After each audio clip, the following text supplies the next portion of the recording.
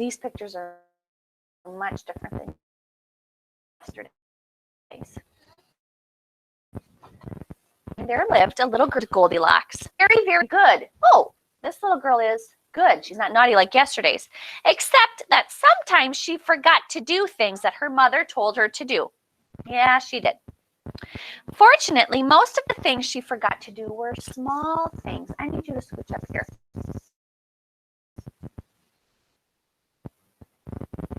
Like forgetting to tie her shoe or forgetting to wipe her mouth after eating bread and jam. So it didn't matter to forget to do things that her mother told her not to do. And that kind of forgetting would lead to serious trouble.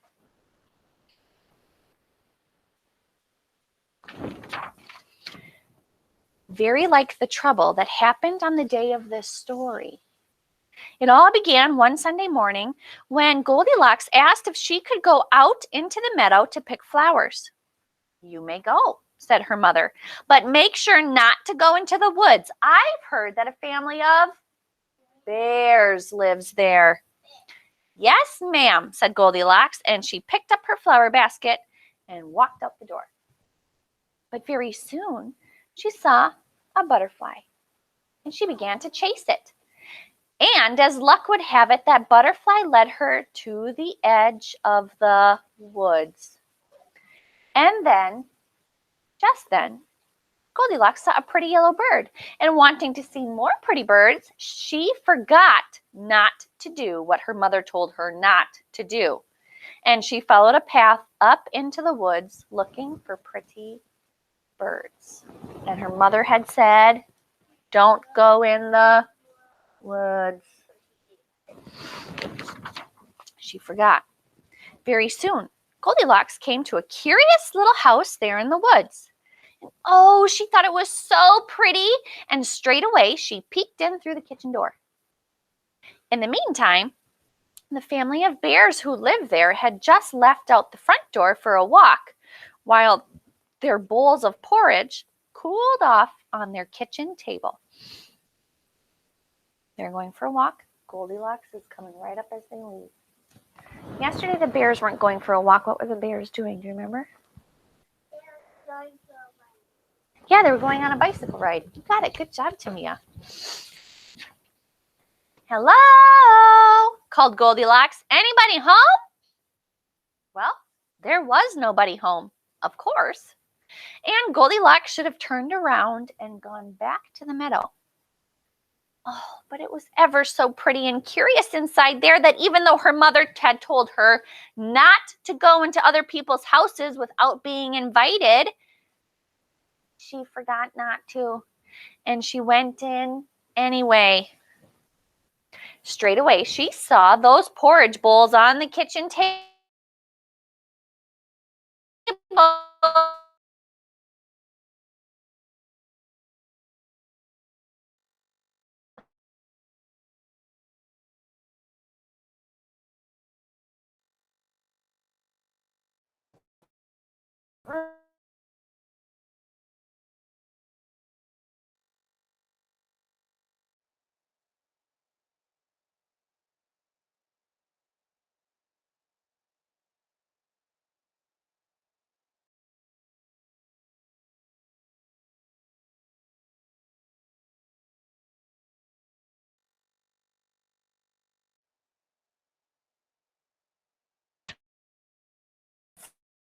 First, from the huge pop bowl.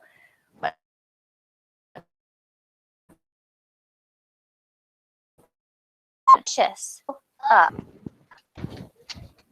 Yep, they're married. So Mr. Glisper and Mrs. Glisper are married.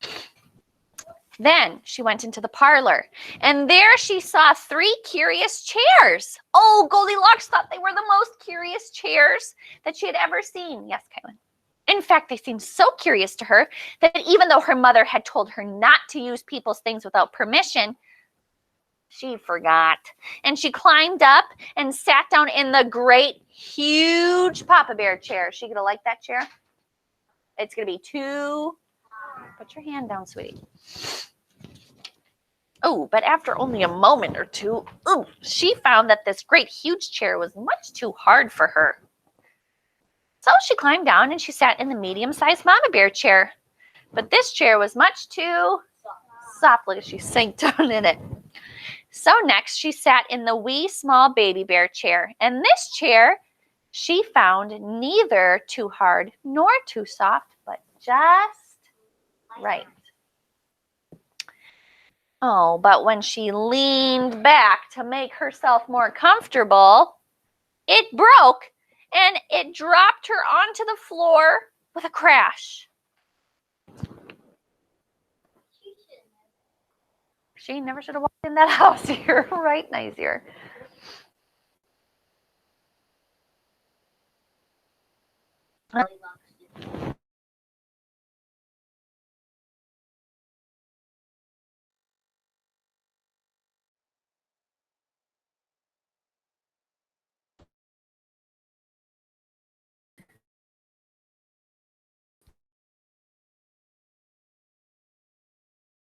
Yes, but no, it didn't.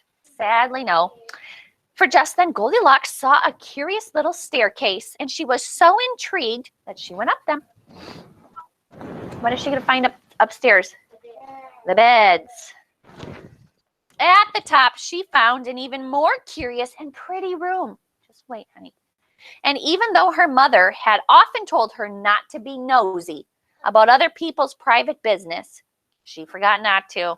And she went in, and there she saw 3 curious beds. Should you go into people's bedrooms unless they invite you? No. If you're over at people's houses, people's bedrooms is not where you go in. You can sit in their kitchen, in their living room, and their downstairs. You can use their bathrooms, but you just don't walk into people's bedrooms. Here she is in somebody's bedroom, forgetting what her mother told her. Well, straight away she climbed.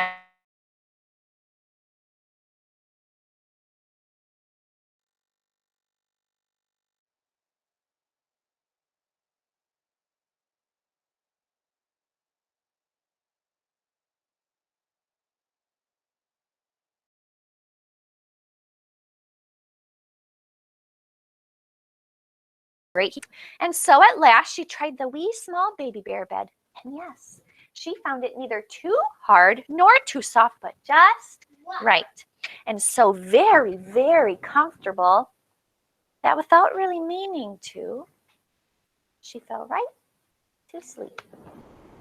Oh, his bed was so comfy, she just curled up right in it and sleeping. Who comes home? Just then, the bear family returned from their walk, and the great huge Papa Bear went over to the kitchen table, and in his great huge Papa Bear voice, he said, "Someone's been eating my porridge." And then Mama Bear looked at her bowl, and in her medium-sized voice, she said, "Somebody's been eating my porridge." And then the baby bear looked at his bowl, and in his wee small voice, he said, "Somebody's been eating my porridge, and they ate it all up." Was she very neat when she ate from their bowls? There's porridge and stuff on the table. She was not very neat. So they went into the parlor. "Somebody's been sitting in my chair," said the Papa Bear in his great huge voice. "Oh, and someone's been sitting in my chair," said Mama Bear in her medium-sized voice. "And someone's been sitting in my chair," cried the baby bear in his wee small voice. "And they broke it all up." Look, and he's got tears coming out of his eyes. He's just a little guy, and he now has a broken chair. Someone broke his thing.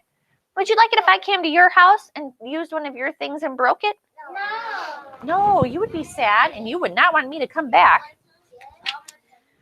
So cautiously, the bears went up the stairs. What does it mean if they're being cautious? What does that mean? They're being cautious. Bridget, what does that mean? Yeah, they're being careful and sneaky. They're cautiously going up there because they don't know what they're going to find or see. So they're being very cautious. So there they go. The Papa Bear looked at his bed, and in his great huge voice, he said, "Someone's been sleeping in my bed." Look, he can tell because the sheets have been pulled back. "And someone's been sleeping in my bed," said the Mama Bear in her medium-sized voice. "Someone's been sleeping in my bed," cried the Baby Bear. "And here she is." She's still there. Now they know who's been in their house.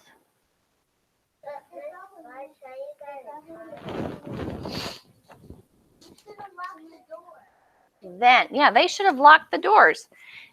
Just then, Goldilocks woke up and she looked at the bears who were looking at her. And just as fast, she remembered that her mother had told her not to talk to strangers. And she didn't do it. No, she didn't. Instead, she ran down the stairs and she ran through the kitchen and out the door. And she ran and she ran and she ran all the way home. So the one thing her mother told her not to do, she remembered. The one thing she remembered was don't talk to. She didn't remember any of those other polite things that her mama taught her. Right, your mama's not a stranger to you, but somebody that you don't know, that's a stranger. And from that day on, all that I've heard is that Goldilocks' scary experience there in the woods that day did wonders to improve her memory. And while it's true that she sometimes still forgets to do small things like tying her shoe or wiping her mouth after eating bread and jam, Goldilocks never, ever forgot to do what her mother told her not to do. Ever, ever again. So when Mom said, don't go in the woods, Goldilocks didn't go in the woods. Yep. Karina, sweetie, I hope you enjoyed this fun story. We'll see you back for math at 12 o'clock. Bye, my love. My sweets, let's eat. Your food is here. You have a wonderful dessert.